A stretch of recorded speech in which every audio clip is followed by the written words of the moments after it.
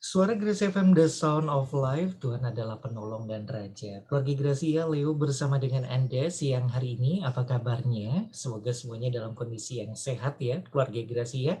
Dan di siang hari yang cerah, walaupun kota Cirebon anginnya cukup kencang ya, keluarga Gracia, tapi semoga tidak menghambat aktivitas Anda, terutama untuk keluarga Gracia yang beraktivitas di luar ruangan atau di luar kantor keluarga Gracia. Dan siang hari ini kami hadirkan program Harmoni spesial.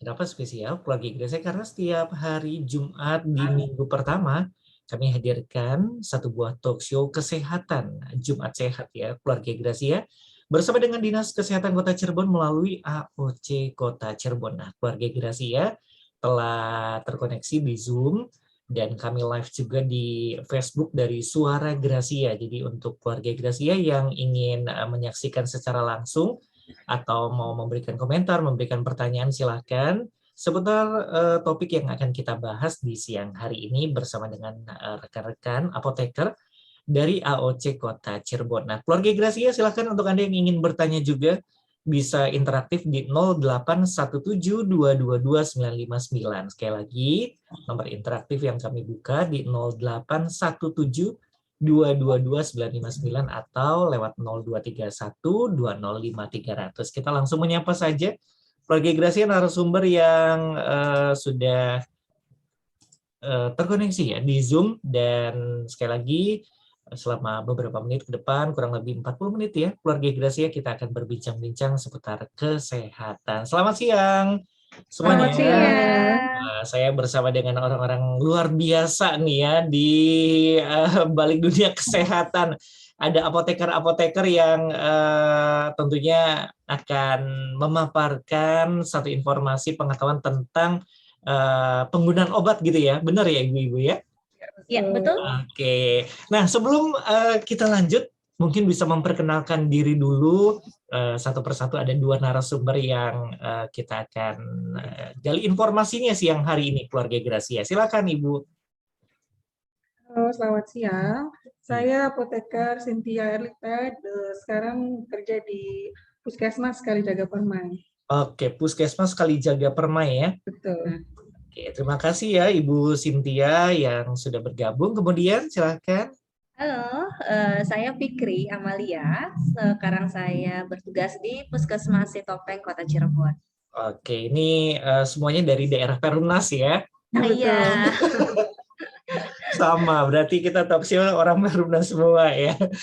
Oke, ada Ibu Cynthia dan ada Ibu Fikri juga yang telah terkoneksi di Zoom, keluarga Gracia, dan kita akan tanya-tanya tentang topik yang akan kita bahas. Namun Ibu Cynthia atau Ibu Fikri, saya mau tanya dulu nih, AOC itu apa sih gitu ya? Mungkin ada pendengar juga yang baru bergabung, baru mendengarkan. Kita mau tahu juga nih, gimana Bu? Oke, AOC ini mungkin masyarakat masih belum familiar ya. AOC itu singkatan dari Apotheker of Change. Jadi di sini adalah apoteker-apoteker yang diberi pelatihan gitu ya, atau pendidikan dari programnya Kementerian Kesehatan, di mana AOC ini dibentuk untuk menggerakkan masyarakat untuk bagaimana sih menggunakan obat yang baik, yang benar, agar masyarakat ini cerdas dalam menggunakan obat. Begitu. Baik. Nah, berarti ini dari apoteker-apoteker gitu ya, Ibu ya. Dan khusus Kota Cirebon dong ya, berarti ada di tempat-tempat lain juga kan, di kota-kota lain ya? Oh iya, di kota-kota lain juga ada. Baik. Kegiatannya apa sih, Bu, kalau boleh tahu, apakah mengedukasi saja atau bagaimana nih? Adakah kegiatan-kegiatan lainnya? Sebenarnya banyak ya kegiatan kita tuh penyuluhan ke masyarakat, termasuk acara talk show seperti ini ya. Baik. Penyuluhan ke masyarakat itu bisa dengan Gema Cermat, gerakan masyarakat cerdas menggunakan obat gitu. Oke, kita juga pernah ya lewat talk show ini kita mensosialisasikan hal tersebut. Baik, Betul, betul. saya akan langsung menuju ke topik saja untuk siang hari ini. Kalau tidak salah temanya adalah Beyond Use Date ya, BUD gitu Iya, ya, Ibu Fikri betul. dan Ibu Cynthia. Nah, apa sih sebenarnya BUD itu atau Beyond Use Date? Oke, BUD adalah batas waktu penggunaan produk obat setelah diracik atau disiapkan atau setelah kemasan primernya dibuka atau dirusak. Kemasan primer di sini berarti kemasan yang langsung bersentuhan dengan obat, seperti botol, ampul, vial, strip, blister, dan lain-lain. Seperti itu. Oke, jadi untuk keluarga Gracia yang live di Facebook bisa lihat juga ya, apa sih sebenarnya BUD atau Beyond Use Date ini, keluarga Gracia, supaya Anda mengetahui juga nih hal terkait yang dibahas untuk di dalam kesempatan talk ini ya. Kemudian Ibu Cynthia dan Ibu Fikri ya, apa sih sebenarnya kalau kita sudah tahu ya tentang BUD ini atau Beyond Use Date. Nah, kaitannya dengan dengan apa nih? Dengan obat-obatan gitu ya. Ada apa aja yang perlu kita perhatikan gitu? Karena memang ini kan berarti kita harus mengetahui penggunaan obat tersebut atau produk tersebut. Iya. Oke, ya mungkin ini juga istilah baru ya buat masyarakat mungkin baru pernah mendengar. Selama ini kan mungkin mendengar kalau misalkan obat sudah dibuka, taunya kalau belum expired ini masih boleh diminum gitu ya. Padahal kan tidak seperti itu. Kami punya batasan yang namanya Beyond Use Date. Artinya ketika obat itu sudah dibuka, misalkan tabletnya sudah dibuka dari kemasannya, atau misalkan botol sirup yang sering nih gitu ya. Botol sirupnya sudah dibuka, apakah masih bisa dipakai atau tidak? Berapa lama sih pemakaiannya? Apakah sampai edit? Nah, ternyata tidak semua obat itu bisa digunakan sampai batas ED-nya ketika sudah dibuka begitu. Jadi ini yang namanya Beyond Use Date. Waktu sampai kapan nih obatnya masih bisa digunakan setelah kemasannya dibuka gitu. Jadi kalau misalnya kita beli produk biasanya ada expired date-nya gitu ya, Ibu. Oh iya, betul. Iya. Oke, jadi keluarga Gracia kita harus mencermati dan mengetahui bahwa ternyata obat-obatan itu ada BUD-nya ini ya. Dan perbedaannya apa nih, Ibu Fikri atau Bu Cynthia, BUD dan expired date ini? Oke, jadi Beyond Use Date atau BUD itu berbeda ya dari expiration date atau ED atau tanggal kadaluarsa ya. Karena dalam praktek sehari-hari kan nggak jarang terjadi salah kaprah ya antara tanggal kadaluarsa atau expired date obat setelah kemasan dibuka. Jadi seringkali expired date obat setelah kemasan dibuka itu dianggap tetap sama dengan yang tertera pada kemasan. Padahal expired date obat itu telah berubah. Jadi dalam dunia kefarmasian, expired date yang telah berubah ini dikenal dengan istilah Beyond Use Date atau BUD tadi ya. Jadi kalau expired date itu merupakan batas waktu penggunaan produk obat yang dicantumkan oleh pabrik obat pada kemasan asli. Expired date itu memberikan gambaran kepada pengguna obat mengenai jangka waktu obat masih dapat dikatakan stabil sebelum kemasan itu dibuka, seperti itu. Oke, nah Ibu Cynthia, obat kan macam-macam ya kemasannya gitu. Apakah ada standarisasi tersendiri secara rata gitu bahwa oke, kalau obat tersebut dari pertama digunakan atau dibuka misalnya 3 bulan harus ternyata itu sudah expire, atau memang tergantung jenisnya, karena kan ada yang botol misalnya obat-obatan yang kayak misal buat anak kecil gitu ya, ada juga yang memang kayak tablet dan segala macam kemasannya kan berbeda juga. Gimana Bu Cynthia? Iya, jadi masa BUD itu tergantung dari bentuk sediaan obatnya ya. Jadi di situ juga ada sediaan obat jadi ataupun sediaan obat racikan. Mungkin ada beberapa ya untuk bentuk sediaan obat seperti tablet atau kapsul yang telah dibuka dan dikemas dalam plastik klip obat, itu masa BUD-nya 2 bulan. Oke, 2 bulan ya. 2 bulan untuk tablet atau kapsul yang telah dibuka. Kalau untuk sirup itu 35 hari atau 6 minggu sejak kemasan dibuka. Oh, sebentar sekali ya Bu ya sebenarnya ya? Betul, untuk sirup ya. Lalu untuk sirup kering 7 sampai 14 hari setelah kemasan dibuka.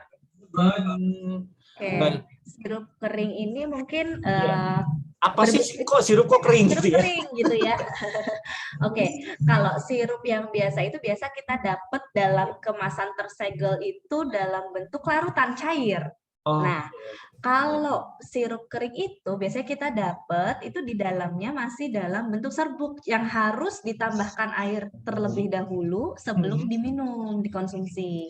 Gitu. oh iya ya. Jadi Nah, ada proses dulu gitu ya, Ibu. ya Iya. betul. Ya, mungkin masyarakat juga bisa menanyakan ya Ya. kalau misalkan dapat obat baik dari apotek atau dari rumah sakit atau beli di dari puskesmas misalkan gitu ya.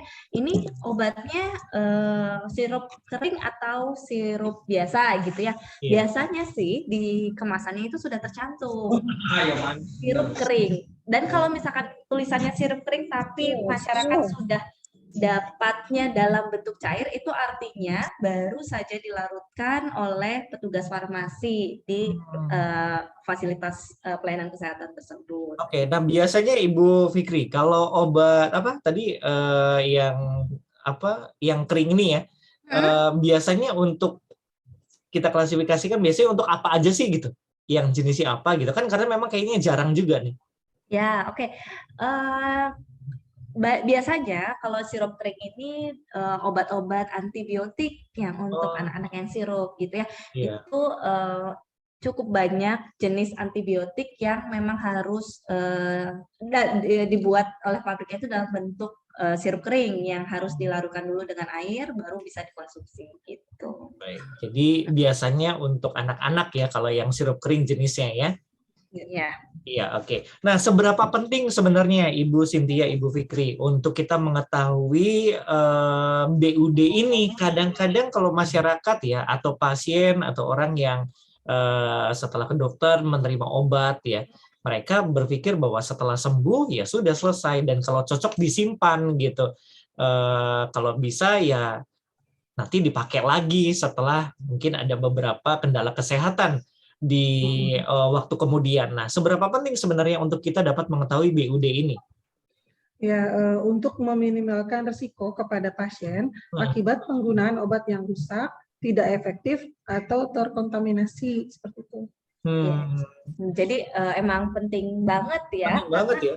Penting banget karena ketika kita mungkin simpan obatnya gitu kan, ketika mau dipakai lagi kita tidak tahu itu sudah lupa, mungkin sudah berapa lama, ini belum expired kok. Padahal sejak kemasannya dibuka itu sudah melewati waktu BUD, artinya itu secara stabilitas kimianya, obatnya, dan itu mungkin sudah berubah sejak awal diproduksi dari pabriknya gitu. Jadi yaitu meminimalkan resiko agar hal-hal yang tidak diinginkan itu terjadi pada pasien.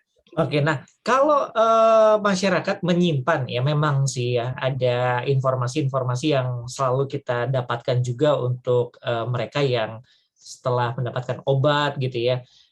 Terkadang juga kita dapat memperoleh informasi tersebut dikatakan apakah berpengaruh nih untuk penyimpanan obat taruh di suhu yang normal, kemudian juga kalau mereka punya satu kotak obat ya mereka simpan atau terpapar sinar matahari secara langsung mereka nggak sengaja gitu ya, apakah itu mempengaruhi BUD atau memotong jangka waktu periode BUD itu tersebut, gimana Bu?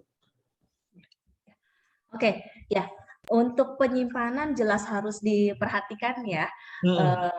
Sesuai petunjuk biasanya ada tuh di kemasannya ada petunjuk penyimpanan gitu kan. Biasanya untuk obat yang sering salah terjadi nih, biasanya untuk obat-obat yang sirup nih biasanya orang-orang menyimpannya biar awet, disimpannya di kulkas misalkan gitu ya. Betul. Padahal tidak semua obat itu justru lebih awet ketika disimpan di kulkas. Ketika petunjuk penyimpanannya adalah harus disimpan di suhu ruang, artinya obat itu akan stabil selama disimpan di suhu ruang.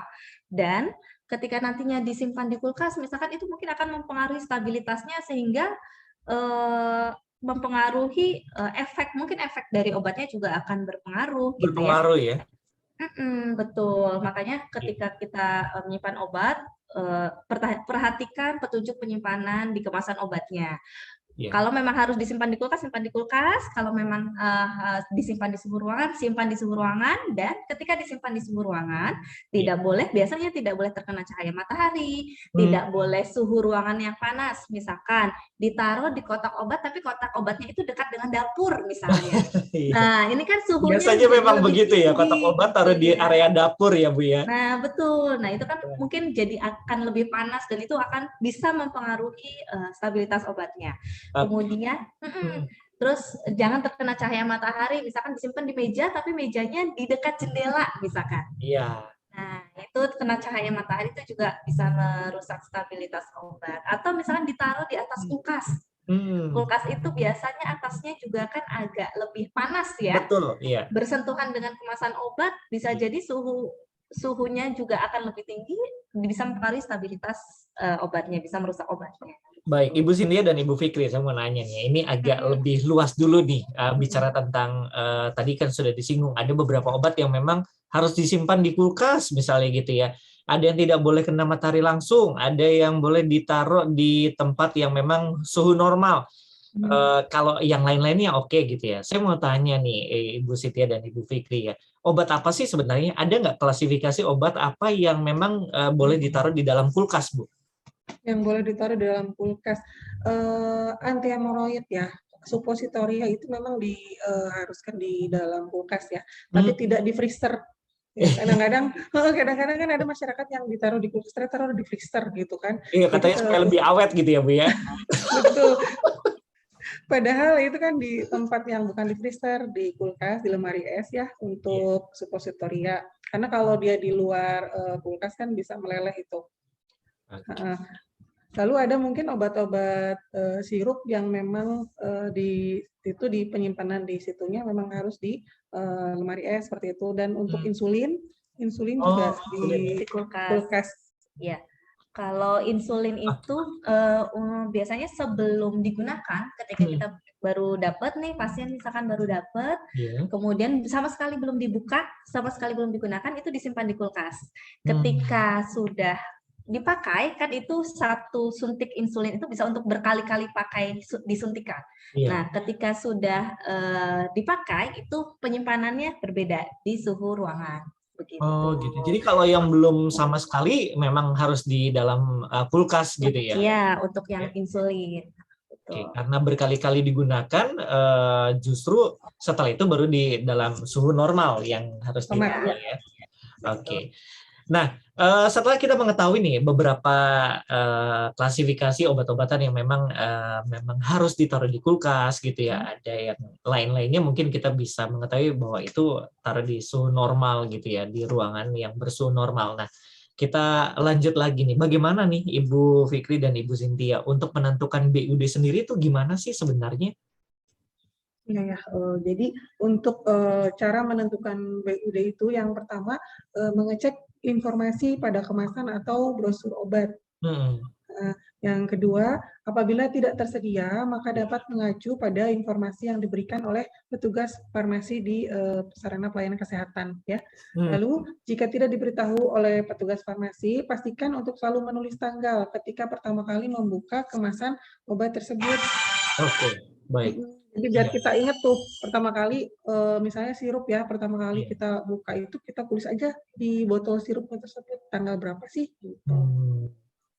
Oke, jadi memang masyarakat juga diharapkan bisa aktif ya Ibu Cynthia ya. Betul, untuk mengetahui bahwa obat ini harus tidak digunakan ketika memang periodenya sudah selesai gitu ya. Nah, apa yang terjadi Ibu Cynthia kalau misalnya ini kadang-kadang ya di dalam rumah tangga gitu, biasanya kan kalau yang ngurus obat nih di rumah yang nyimpen-nyimpen ibu-ibu nih, ketika ada obat yang cocok nih Bu, obat yang cocok, apalagi misalnya buat anak gitu ya, ketika baru dibeli kemudian digunakan dan pasien sudah sembuh gitu. Setelah hal tersebut disimpan gitu, memang sesuai dengan anjuran yang ada, tetapi ternyata kan memang ada masa waktunya juga gitu untuk digunakan. berpengaruh nggak terhadap kesehatan orang tersebut, si pasien yang mungkin kembali mereka mengalami gejala yang sama dan mereka orang tuanya nih punya obat yang pernah itu jadi andalan gitu. Oh iya ini cocok gitu, disimpan lalu digunakan lagi. Ada nggak efek-efek samping untuk kesehatan itu sendiri? Ya, oke. Ya, misalkan disimpan gitu, terus Ya. nanti sakit lagi, mau digunakan nih efek Iya, nggak iya sih betul. gitu ya?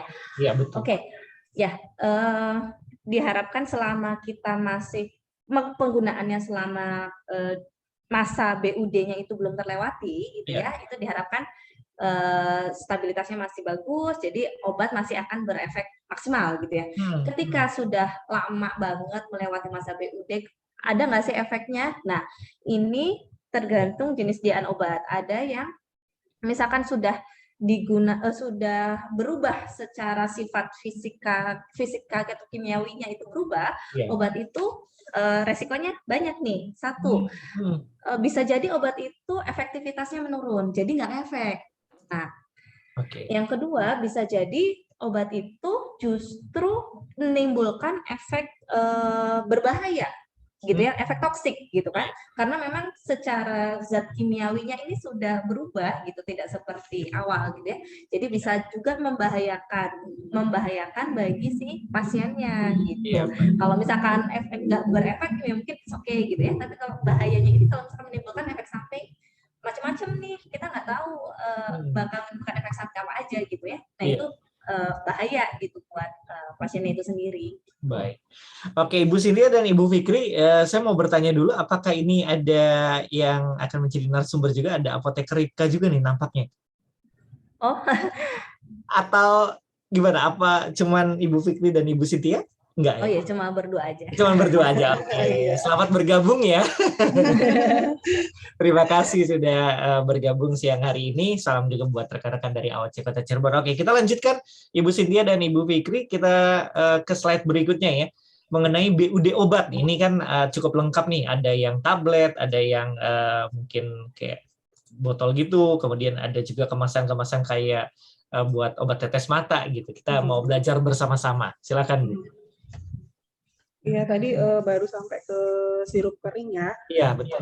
Nah, ada lagi itu bentuk sediaan, suspensi atau emulsi. Masa BUD-nya 180 hari atau 6 bulan sejak kemasannya dibuka. Lalu ada lagi kayak salep atau krim dalam tub. Salep dalam krim atau tub itu masa BUD-nya 6 bulan setelah kemasan dibuka atau sesuai tanggal kadaluarsa yang tertera pada kemasan. Ya. Ada lagi salep atau krim dalam pot tertutup. Jadi beda ya, ada yang dalam tub, ada yang dalam pot tertutup kemasannya. Ternyata itu juga beda ya, Bu ya? Betul, beda. Jadi kalau dalam tadi dalam tub itu kan 6 bulan ya setelah kemasan dibuka. Kalau dalam pot tertutup itu hanya 3 bulan. Nah, Ibu Cynthia, kenapa sih kok padahal gitu ya? Kalau misalnya dari kemasan kan bagusan yang ini, yang satunya nih ya, yang di dalam tempat tersebut gitu. Oke, kenapa bisa berbeda? Karena untuk kemasan pot sendiri itu kan tutupnya biasanya lebih lebar ya. Iya. Yang dibuka kayak misalkan krim kecantikan gitu ya. Terus yang dibuka itu berbeda dengan tub yang ujungnya kecil. Iya, jadi istilahnya kontaminasinya akan bisa lebih memungkinkan gitu ya. Betul, paparan kontaminasi dan terkena suhu, cahaya, terus apa namanya udara juga itu bisa mempengaruhi stabilitas obat. Oke. Kemudian silakan Ibu Cynthia melanjutkan. Lalu ada tetes telinga, tetes hidung, obat semprot hidung dan telinga ya. Itu masa BUD-nya setelah 3 bulan ya, obat dibuka kecuali dinyatakan lain berdasarkan aturan yang tertera di kemasan obat. Tapi untuk tetes mata yang single dose atau sekali pakai itu BUD-nya hanya 3 kali 24 jam atau 3 hari 3 hari setelah aja kemasan ya. dibuka. Betul. Lalu untuk puyer ya, puyer atau Iya. racikan, bila puyer sudah tidak digunakan atau tidak diperlukan lagi, maka disarankan untuk dibuang, jangan disimpan. Ya biasanya itulah ibu-ibu ya, mungkin cocok gitu. Terus ini anaknya kayaknya udah sembuh deh katanya gitu ya. Jadi disimpan, nanti deh buat nanti kalau misalnya gitu sakit ya, lagi. Betul. Nah, sebenarnya itu tidak disarankan ya, jadi harusnya dibuang aja. Dan kadang-kadang kalau kita di sarana di puskesmas itu untuk puyer biasanya kan untuk 3 hari ya kita kasih. Dan selalu apoteker itu memberikan informasi tersebut ya Bu ya? Betul, diinformasikan kepada pasien gitu. Untuk puyer kalau tidak digunakan atau tidak diperlukan lagi dibuang saja gitu. Baik. Lalu untuk insulin tadi sudah sempat disinggung ya. Kalau insulin kalau belum dibuka maka masa kadaluarsanya sama dengan ED yang sediaan obat tersebut dan disimpannya di dalam kulkas ya atau lemari es. Tapi kalau insulin sudah dibuka berarti BUD insulin itu hanya 28 hari dan disimpan dalam suhu kamar. Baik. Ada lagi supositoria dan inhaler sesuai dengan waktu atau tanggal kadaluarsa yang tertera pada kemasan obat itu masa BUD-nya. Oke. Bu, saya mau nanya nih yang inhaler ya. Kan ada juga tuh yang buat meredakan kayak flu gitu ya. Inhaler begitu ya. Kalau ini kan kayak misalnya Ventolin gitu ya. Benar ya? Kalau yang digambar ya. Betul. Kalau inhaler yang suka disedot-sedot itu. Apakah sama, Bu? Kadang-kadang kan karena masih kerasa hangatnya, masih masih kayaknya bisa digunakan gitu ya, dipakai terus gitu. Oke, ya kalau untuk yang inhaler yang bentuknya biasanya stick ya? Iya betul. Saya ada di sini. Oke. Ya. Kalau itu masih bisa digunakan sampai masa kadaluarsanya. Sampai masa kadaluarsanya ya? Iya. Oke. Ini pertanyaan dari penyiar nih. Oke. Setelah kita mengetahui BUD gitu, untuk hal-hal yang kita memang harus waspadai, tidak bisa menyimpan terus-menerus, walaupun obat itu cocok, kita simpan, dan walaupun mungkin dalam penyimpanannya juga kita sudah memperhatikan dan sudah tepat, tetapi ternyata ada masa akhirnya bahwa obat tersebut sebenarnya kalau tidak digunakan dalam batas tertentu memang tidak bisa dipakai lagi. Nah, Bu, sebelum ke informasi atau materi yang lainnya, tadi kan sebaiknya dibuang. Apakah boleh dibuang dengan begitu saja atau bagaimana? Karena pernah dengar juga sih, misalnya mungkin obat itu disalahgunakan atau bagaimana kira-kira?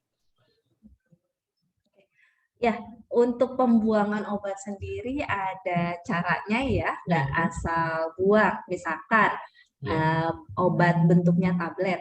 Tablet itu kalau kita buang harus jangan masih ada kemasannya kita buang aja ke tempat sampah, nggak seperti itu. Karena itu rawan untuk penyalahgunaan. Gitu kan, barangkali ada yang ngambil nanti dijual lagi atau bagaimana gitu ya. Nah, kalau untuk tablet harus kita buka kemasannya, misalkan stripnya dibuka, blisternya dibuka, kemudian tabletnya juga dihancurkan, paling tidak dipotong. Oke, baik. Gitu ya. Kalau bisa itu nanti obatnya sendiri itu dilarutkan dulu gitu ya. Direndam gitu ya, direndam supaya tidak berbentuk lagi, terus dibuang, baru dibuang gitu ya, baru dibuang atau dikubur. Kalau itu yang tablet. Kalau yang sirup itu harus misalkan masih ada isinya nih, isinya harus dibuang dulu. Ke saluran pembuangan, baru nanti botolnya dibuang ke tempat sampah ya. Terus kalau untuk salep ya, salep yang tub, yang bentuknya tub gitu ya, itu harus supaya tidak disalahgunakan digunting dulu tubnya.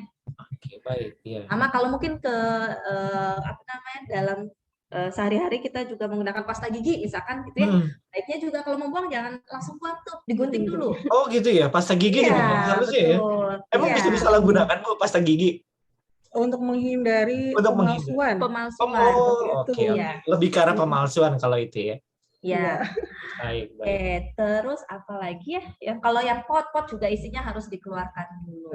Jadi memang jangan sampai kalau ada kemasannya itu bahannya ada tetap di dalam dan dibuang begitu saja ya. Jadi kemasannya digunting atau dirusak, isinya juga kita buang ya Bu ya, betul ya? Oke, ya. Oke. Nah, kemudian kita kalau tadi kan sudah bahas nih Ibu Fikri dan Ibu Cynthia mengenai obat-obatan atau BUD obat tersebut ya. Kadang-kadang pasien ini dapat yang racikan, Bu. Ada nggak untuk BUD untuk obat racikan? Gimana nih aturannya? Ya, jadi untuk masa BUD sediaan obat kan berbeda dengan obat racikan ya kalau obat jadi. Jenis formulasinya formulasi oral yang mengandung air atau racikan sirup. Untuk informasi BUD-nya tidak lebih dari 14 hari jika disimpan pada suhu dingin antara 2 sampai 8 derajat Celcius ya. Lalu untuk formulasi cair atau semi padat, topikal, dermal, mukosal yang mengandung air, racikan krim, gel, atau salep, BUD-nya tidak lebih dari 30 hari. Oh, oke. Lalu untuk formulasi yang tidak mengandung air, kayak racikan puyar atau kapsul, BUD-nya tidak lebih dari 25% waktu yang tersisa dari masing-masing obat hingga kadaluarsa atau 6 bulan. Dipilih yang lebih singkat gitu. Oke, itu untuk yang berlaku obat racikan ya. Jadi semua tetap ada di dalam satu aturan yang memang pasien ini harus benar-benar melihat hal tersebut supaya pengefektifan kegunaan obat tersebut tetap berjalan dengan efektif ya. Baik Ibu Fikri dan Ibu Cynthia, satu pertanyaan terakhir dari saya ya untuk mengenai obat-obatan seperti ini gitu ya. Kadang-kadang pasien itu nggak mau ke dokter, kemudian juga kalau memang sudah tahu obatnya, mereka tinggal ke apotek dan menyebutkan nama obat. Boleh nggak sih Bu, bagaimana keamanannya kalau kita membeli di warung ini atau di minimarket gitu? Sedangkan itu kan bukan dalam tanda kutip bukan tempat resmi untuk menjual obat gitu. Gimana Bu Fikri dan Ibu Cynthia? Bisa dibantu mungkin memberikan satu wawasan untuk setiap pendengar? Ya, oke. Untuk obat yang dibeli di warung atau di supermarket, ya sebenarnya kalau secara regulasi itu boleh ada obat yang dijual di supermarket atau di warung, tapi obat yang berlogo obat bebas. Oh, ada jadi logonya ya? Ada logonya gitu ya. Jadi obat sendiri ada jenis itu obat bebas terbatas, dan obat keras. Obat keras ini yang hanya boleh dibeli atau dijual di apotek saja. Sedangkan obat bebas dan obat bebas terbatas itu boleh di toko obat atau di supermarket. Obat bebas juga masih bisa. Nah, bagaimana keamanannya gitu ya? Nah, ketika kita membeli, pastikan tempat penjualannya, misalkan beli di warung, pastikan waktu kita beli itu penyimpanannya, ini nyimpannya di tempat yang nggak panas, misalkan gitu ya. Warungnya nggak rak tempat nyimpan obatnya itu nggak kena langsung matahari gitu kan. Jadi itu sebagai menjamin untuk supaya obatnya tetap dalam keadaan bagus gitu ya. Ketika di supermarket biasanya lebih terjamin lagi ya untuk penyimpanannya, secara distribusinya juga itu baik gitu ya. Jadi masyarakat sebenarnya tidak usah khawatir ketika membeli obat. Pastikan bahwa obat yang dibeli itu mempunyai logo obat bebas, biasanya warnanya hijau ya, lingkaran warna hijau, ya, atau lingkaran warna biru. Itu ya? Bisa dibeli di supermarket atau misalkan di warung juga itu bisa. Oke, kalau warna hijau itu obat bebas, kalau warna biru itu obat bebas terbatas. Terbatas, betul. Oke, ya, tapi itu masih tetap bisa dijual di minimarket atau di warung gitu ya, Bu? Bisa, boleh. Gitu. Jadi kita semua bisa belajar ya, keluarga Gracia siang hari ini mengetahui informasi-informasi seputar obat. Dan Ibu Cynthia dan Ibu Fikri mungkin ada lagi yang mau disampaikan sebelum kita akhiri program ini. Apakah sudah cukup? Terakhir ketika masyarakat menerima obat, membeli atau mendapatkan obat gitu ya, pastikan satu, waktu expirednya itu pasti tercantum di kemasan gitu ya. Nah, selain waktu expired gitu kan, perhatikan juga kapan kita memulai membuka kemasan obatnya. Kalau bisa dicatat, karena biasanya di sarana ini atau dari petugas farmasi ini tidak dicantumkan karena di Indonesia sendiri belum mewajibkan. BUD itu tercantum di leaflet atau kemasan obatnya. Oke, jadi masyarakat jangan salah kaprah dulu ya, Ibu Fikri dan Ibu Cynthia ya. Betul, ya. Apotekernya nggak ngasih tahu sih gitu ya. Nah, gitu. Baik, Ya. baik. Yeah. Jadi berperan aktif juga masyarakat ketika dapat obat ini boleh dipakai, kalau mau disimpan boleh dipakai lagi sampai kapan. Nah, paling tidak menanyakan hal seperti itu agar menjamin keselamatan kita semua sebagai pasien misalnya. Yeah. Baik. Itu saja sih. Oke, jadi mungkin yang terakhir dari saya, slogan kami tanya obat, tanya apoteker, seperti itu. Oke, bukan tanya obat, tanya Google ya Bu ya. Tanya obat, tanya apoteker, bener loh Pak Gracia. Kadang-kadang masyarakat nih, Bu Cynthia, Bu Fikri ya, langsung cari Google aja deh, obat ini apa gitu ya, dan penggunaannya ya kita ngerti sendiri aja. Baik Ibu Fikri, Ibu Cynthia, terima kasih untuk waktunya. Kemudian juga ada apoteker Ripka juga ya, yang sedang mengikuti Zoom siang hari ini. Terima kasih untuk AOC Kota Cirebon. Salam untuk rekan-rekan, sehat selalu. Kita akan jumpa lagi di Jumat pertama ya, dari Jumat pertama. Baik Ibu Fikri, Ibu Cynthia, terima kasih untuk waktunya. Sehat terus, salam sukses juga ya. Oke, baik keluarga Gracia, demikian akhir dari program Jumat Sehat bersama dengan Dinas Kesehatan melalui AOC Kota Cirebon ya. Anda bisa kembali menyaksikannya di Facebook dari Suara Gracia. Dan nanti kami juga akan upload di YouTube, jadi Anda bisa kembali menyaksikan seputar topik kita siang hari ini BUD, yang bisa Anda semakin hari semakin mengerti tentang hal-hal yang tepat keluarga Gracia mengenai obat ini. Dan saya akan melanjutkan kebersamaan kita di program Harmoni sampai dengan pukul 12 nanti. Mari ya Bu, sebentar, saya matikan.